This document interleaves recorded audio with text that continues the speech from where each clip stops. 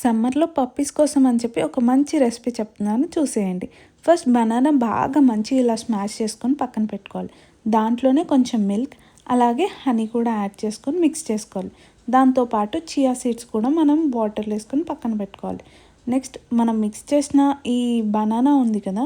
అది మౌల్డ్‌లో హాఫ్‌గా నింపేసుకోవాలి. Like half మొత్తము ఈ బనానా, నెక్స్ట్ హాఫ్ మొత్తము ఉన్న చియా సీడ్స్‌ని లేయర్ లాగా చేయాలి. Like first layer banana, second layer chia seeds, ఇలా 2 స్టెప్స్‌గా వేసేసుకోవాలి.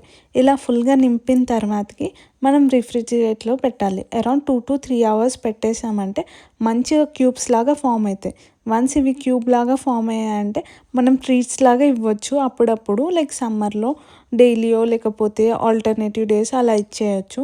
ఇచ్చామంటే అవి బాగా లైక్ చేస్తాయి. ఎంత మంచిగా తింటాయో. లైక్ సమ్మర్‌లో ఉన్న హీట్‌కి ఇలా కొన్ని ఐటెమ్స్ మనం చేసిస్తే చిన్న చిన్నవి అవి బాగా లైక్ చేస్తాయి.